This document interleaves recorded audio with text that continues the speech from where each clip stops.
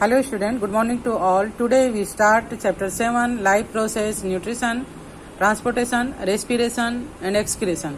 आज हम chapter 7 life process start करने वाले हैं. न्यूट्रिशन यानी पोषण, ट्रांसपोर्टेशन यानी परिवहन, रेस्पिरेशन यानी श्वसन और एक्सक्रेशन यानी उत्सर्जन. We saw in our environment different types of living organisms like plants and animals. There are different types of life activities are occur in them. Some life process like nutrition, transportation, respiration, excretion, etc. are essential for the survival of living organisms. Energy is required for the process to be carried out in our body. The energy is obtained from food. हम अपने चारों ओर विभिन्न प्रकार के living organisms like plants और animals को देखते हैं. उनमें कुछ असेंशियल लिविंग यानी life process like nutrition, transportation, respiration, excretion का होना बहुत ही जरूरी होता है. और जब तक लिविंग ऑर्गेनिजम्स में ये सब क्रियाएं होती रहती तभी हम उसको लिविंग ऑर्गेनिजम्स कह सकते हैं. तो इन लिविंग एक्टिविटीज को करने के लिए हर ऑर्गेनिजम्स को, चाहे वो प्लांट्स हो चाहे एनिमल्स हो, उनको एनर्जी की आवश्यकता होती है जो कि हमको फूड से या भोजन से मिलता है. Do you think do all organisms acquire energy from the same source? क्या आप सोचते हैं कि सभी सजीवों को जो कार्य करने के लिए ऊर्जा का स्रोत होता है, एनर्जी का जो सोर्स है, वो एक ही टाइप का है? No. Different types of living organisms have different type energy source, acquired energy source from food. Like plants have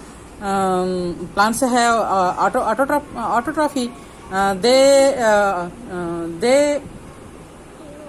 They have occurred photosynthesis. During photosynthesis, they produce their own food. But maximum animals are not produce their food. They achieve their food from plants directly or indirectly. तो जो पौधे हैं उनमें तो photosynthesis की क्रिया होती है और ये जो है वो प्रकाश संश्लेषण की क्रिया के द्वारा या फोटोसिंथेसिस के द्वारा अपना फूड का प्रोडक्शन खुद ही कर सकते हैं, उत्पादन खुद कर सकते हैं. लेकिन मैक्सिमम एनिमल्स होते हैं, बल्कि कहना चाहिए सभी एनिमल्स जो हैं वो अपना फूड का प्रोडक्शन खुद नहीं कर सकते, तब ये डायरेक्टली या इनडायरेक्टली प्लांट से फूड को अचीव करते हैं. We had studied earlier in food webs that plants are mainly the source of food for most organisms in the living world. हमने इसके पहले फूड वेब के बारे में पढ़ा जिसमें हमने देखा कि सभी जगह प्लांट्स जो है वो प्रोड्यूसर का काम करता है और उस इन्वायरमेंट में जितने भी जीव हैं, जितने भी ऑर्गेनिजम्स, लिविंग ऑर्गेनिजम्स हैं, उनको फूड प्रोवाइड करते हैं. We have also studied that solar energy is stored in the carbon compounds formed by the process of photosynthesis. Thus plants are called as producers. हमने ये भी पढ़ा कि फोटोसिंथेसिस के थ्रू प्लांट्स जो है वो सोलर एनर्जी को कार्बन कंपाउंड के रूप में अपने अंदर स्टोर करके रखते हैं और पूरे लिविंग वर्ड्स को ये फूड प्रोवाइड करने का काम करते हैं. Consumers are dependent on producers in the whole living words. There are certain similarities as well as some fundamental differences in the process of producers and consumers.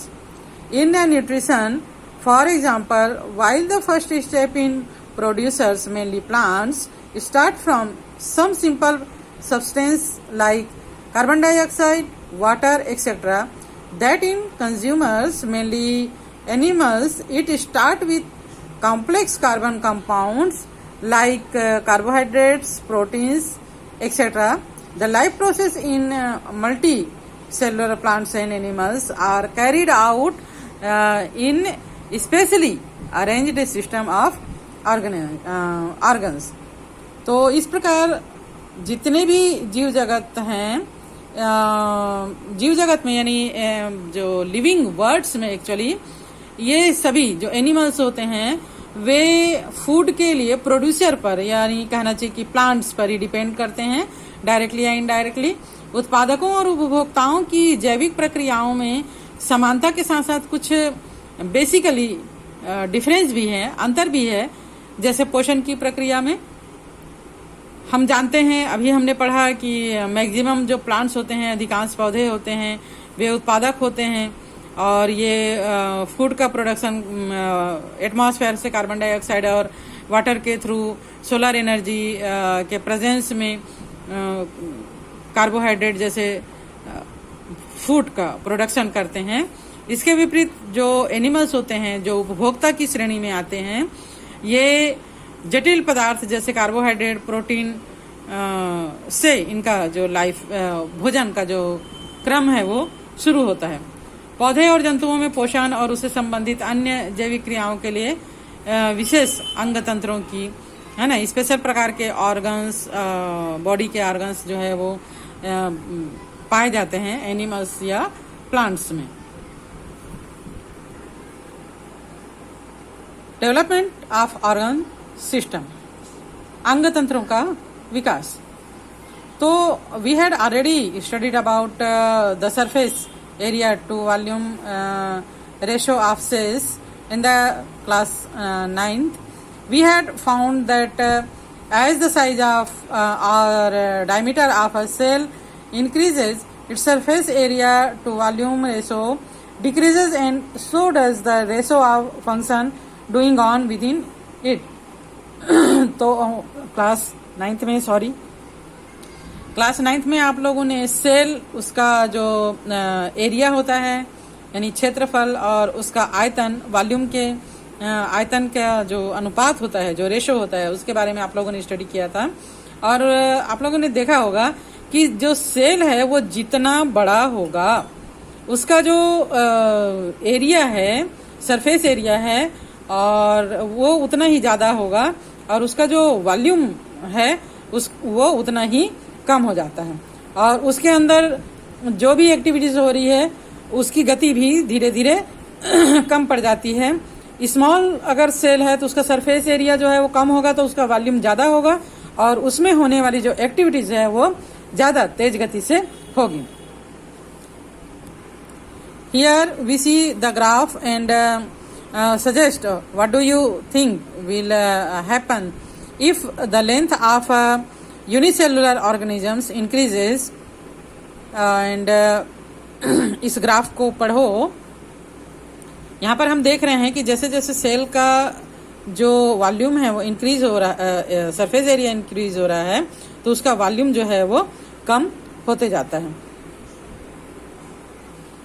So you may have observe that as the length of unicellular organism increases, its surface to volume ratio decreases. जैसे जैसे इसका जो length है वो unicellular माने एक कोशिकीय जीव का लेंथ अगर बढ़ते जाएगा तो उसका जो वॉल्यूम है वो डिक्रीज होते जाता है, कम होते जाता है। Apparently this could have a large impact on the availability of food resource for the organisms। तो इस प्रकार अगर यूनिसेलुलर सेल छोटा है और उसका वॉल्यूम ज्यादा है तो उसको जो फूड रिक्वायरमेंट है उसका कम होगा। जैसे जैसे ये बढ़ते जाएगा, लार्ज होते जाएगा, उसका फूड रिक्वायरमेंट भी बढ़ते जाएगा, क्योंकि उसमें जो लिविंग एक्टिविटीज है वो भी इंक्रीज होते जाएगी। We may say that passage of resources into the body would be inadequate for the survival of the organisms. With the increase in number of cells, the size of multicellular body increases, and this is just what happens in its body. Without separate arrangement, resources fail to reach all the cells in its body.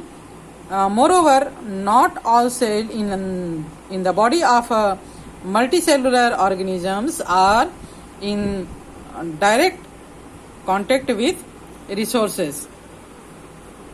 तो इस प्रकार इस graph का study करने पर हम देखते हैं कि जैसे जैसे एक कोश की जीव का आकार बढ़ते जाता है, उसका जो सरफेस एरिया है वो बढ़ते जाएगा, पर उसका वॉल्यूम घटते जाता है। ऐसी स्थिति में उस ऑर्गेनिजम्स को जीवित रहने के लिए, अपने लाइफ को बचाए रखने के लिए जो नेसेसरी एसेंशियल फूड है उसकी मात्रा नहीं मिल पाएगी।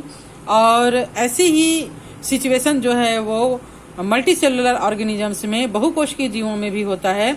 जैसे जैसे उनका आकार बढ़ते जाएगा, अगर उसमें कुछ विशेष व्यवस्था ना हो रिसोर्सेस को गेन करने के लिए, तो उसके सारी कोशिकाओं तक एसेंशियल जो फूड है या एनर्जी है वो सिमिलर नहीं पहुंच पाएगा, समान रूप से नहीं पहुंच पाएगा।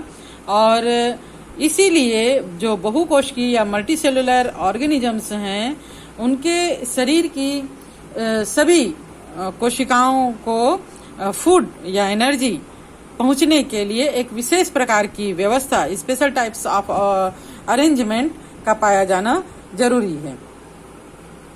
Thus there are certain arrangement as follow such that resources reach all cells adequately all the times in a multicellular body। तो बाह्य वातावरण में सीधे संपर्क में एनिमल्स का बहुत सारा भाग रहता है, डायरेक्टली पूरे भाग नहीं होते हैं, और इसीलिए इनको पर्याप्त संसाधन मिल सके, एसेंशियल जो रिक्वायरमेंट है वो पूरी इनका हो सके और उनका उपयोग हो सके, जिससे कि वो सक्सेसफुली अपना जो लाइफ का रिक्वायरमेंट है उसको पूरा कर सके। इसके लिए उनमें कुछ व्यवस्थाएं, अरेंजमेंट उनके बॉडी में होता है। क्या क्या होता है? Infolding in layers resulting in increasing in area of absorption or passage of nutrients।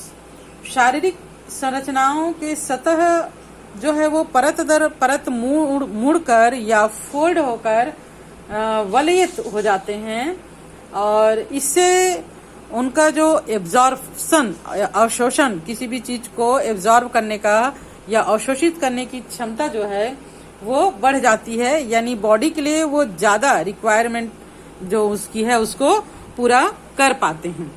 And arrangement by which several substance may be carried collectively via certain fluids thereby increasing rate of transport. एक ऐसी व्यवस्था की आवश्यकता इनके शरीर में होती है जिसके थ्रू ये किसी भी तरल पदार्थ के जरिए अन्य पदार्थों का शरीर में तेजी से ट्रांसपोर्टेशन हो सके। अगर सॉलिड रूप में होगा तो इनके बॉडी में ट्रांसपोर्टेशन जो है वो स्लो हो जाएगा। तो इनके बॉडी में कुछ ऐसी अरेंजमेंट होती है कि वो सॉलिड को लिक्विड में कन्वर्ट करके ट्रांसपोर्टेशन को इजी कर देते हैं। Having mechanisms to reduce friction like secretion of mucus as required or having moist surface etc। तो बॉडी के रिक्वायरमेंट्स के अनुसार, आवश्यकता के अनुसार शरीर में जो घर्षण होता है, बॉडी का आपस में टकराव होता है, इसको कम करने के लिए बॉडी के जो सेल है या टिश्यूज है उसके चारों ओर एक लिक्विड फॉर्म होता है जिसे म्यूकस या श्लेष्मा का स्राव कहते हैं। ये बॉडी के पूरे सरफेस एरिया को, चाहे इंटरनल एरिया हो चाहे बाहर का एरिया हो, उसको मोइस्ट कर देता है, नमी युक्त वातावरण प्रदान कर देता है। Favourable condition for chemical reaction to take place, और रासायनिक अभिक्रियाएं और उनके लिए अनुकूल परिस्थितियां इनके बॉडी में होती है। Evolution has lead to the development of such fundamental arrangement in the bodies of several multicellular organisms. elaborate system of membranous reaction sites tubes, etc. are found in plants for photosynthesis, transport, etc. While we have such elaborate systems in our digestive systems, respiratory system, vascular system, lymphatic system and excretory and other system. Plants में different types के काम को करने के लिए multicellular organisms जो है वो ट्रांसपोर्टेशन के लिए या सपोर्टिंग के लिए या फोटोसिंथेसिस के लिए होता है. इसी प्रकार जो एनिमल्स हैं उनमें डाइजेशन के लिए, रेस्पिरेशन के लिए, ब्लड सर्कुलेशन, एक्सक्रीशन के लिए अलग अलग टाइप के सिस्टम्स होते हैं. और हम नेक्स्ट चैप्टर में ह्यूमन बॉडी में कुछ सिस्टम्स के बारे में स्टडी करेंगे.